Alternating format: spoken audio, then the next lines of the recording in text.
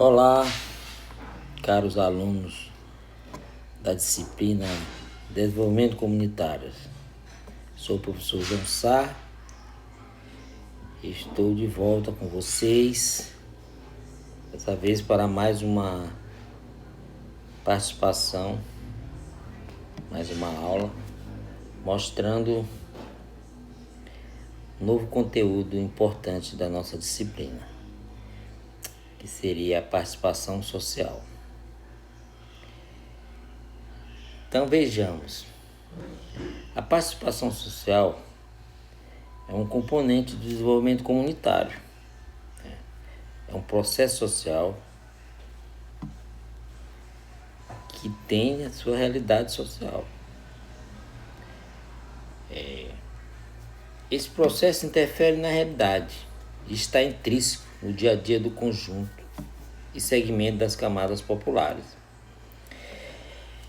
Ele também influencia de certa forma nos espaços e organizações das comunidades, seja elas rurais ou urbanas. A questão da participação, como diz aí a tela, requer ser compreendida historicamente na medida que muitos discursos intitulados de participação podem ser processos de dominação, também denominados contra-participação. O problema da participação é você tentar entender do ponto de vista dos seus interesses, seja no viés público ou privado.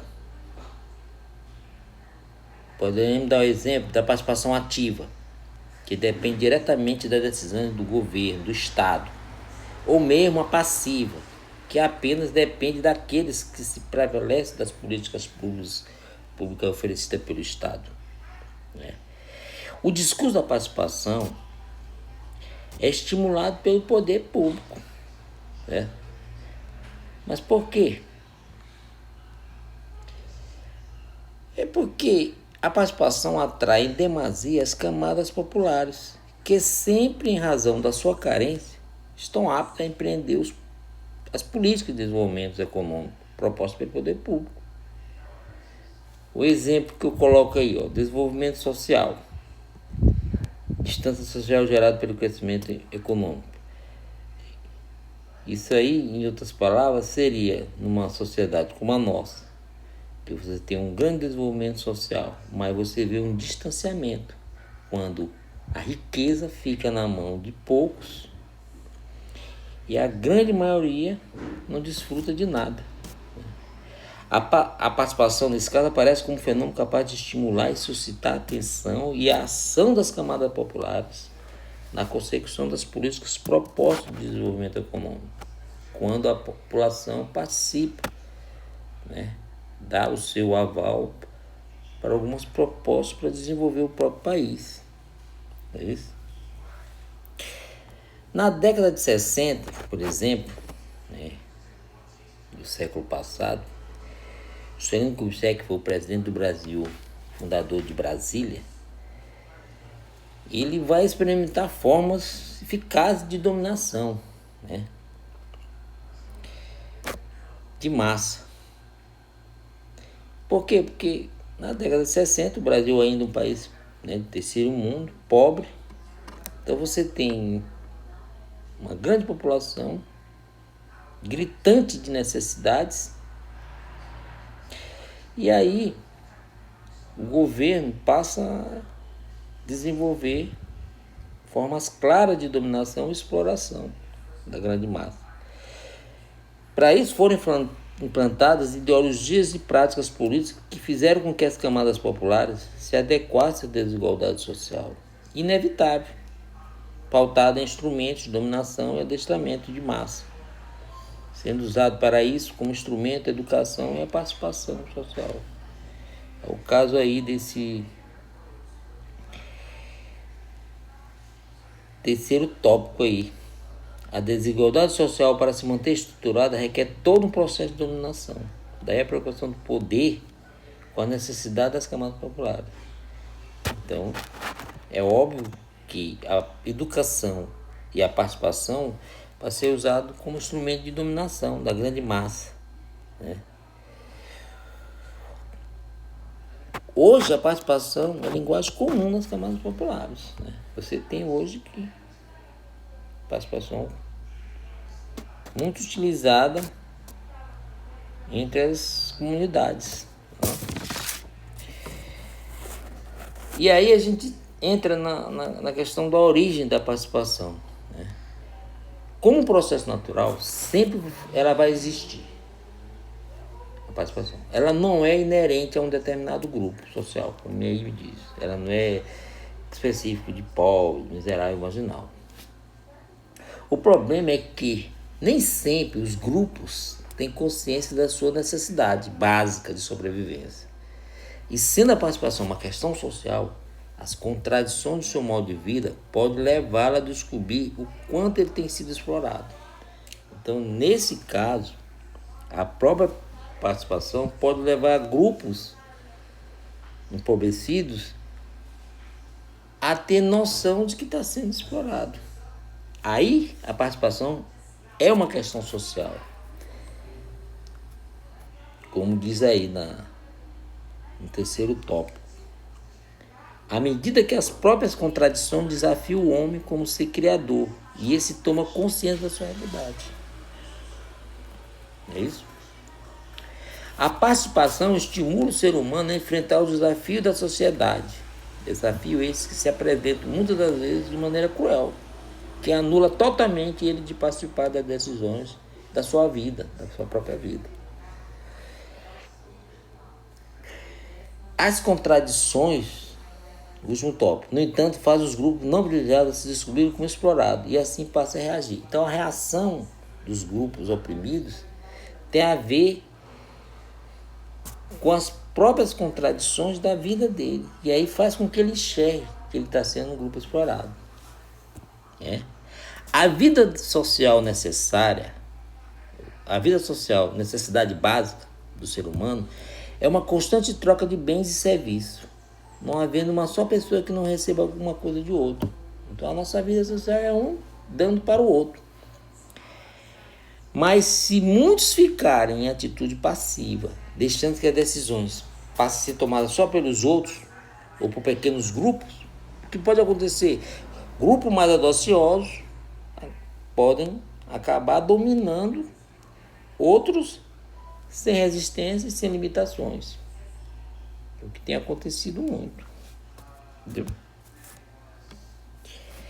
Então, nesse caso, como diz a Celades, a participação popular é uma participação coletiva, como produto de conjugação de interesses sociais. Ela é requisito de realização do próprio ser humano.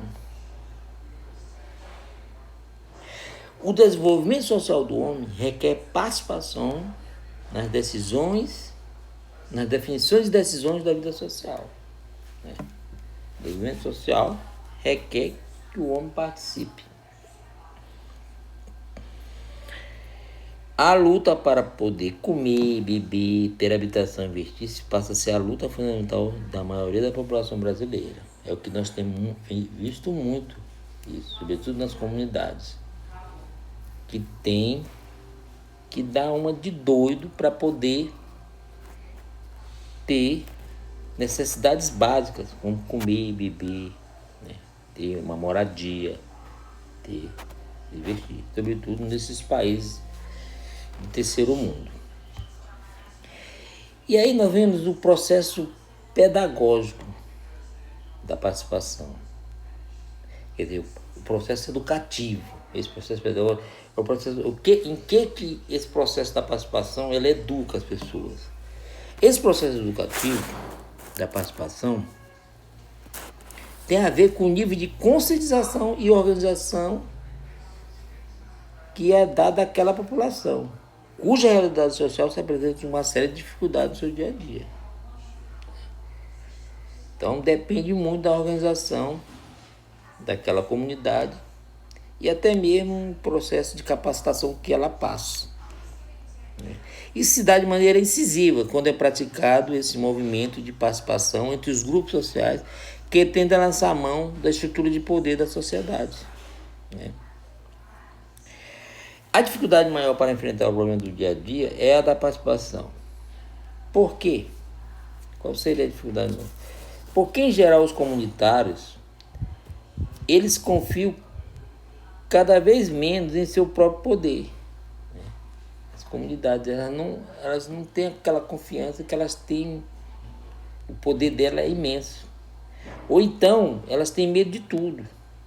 Medo de perder o emprego, medo da repressão do governo, medo da pobreza. É isso.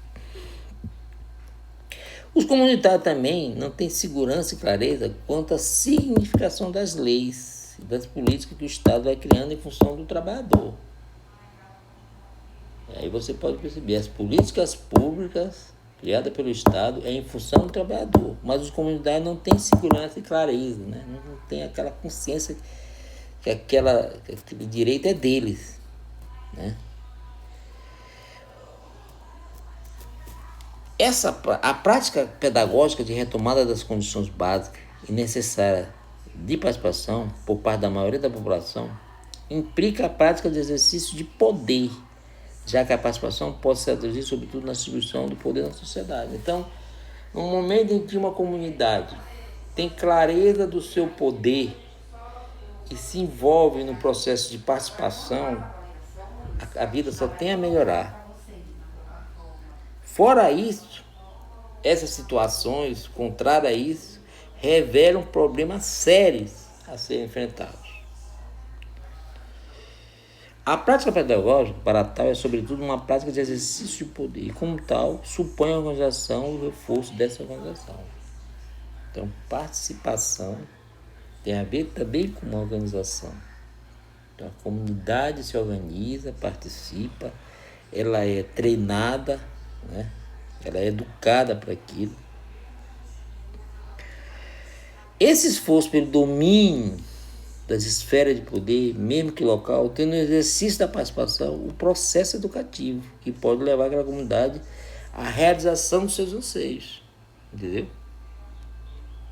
Então, esse esforço de domínio das esferas de poder, mesmo que local, tem na participação o processo educativo, que vai levar aquela comunidade à realização dos seus anseios.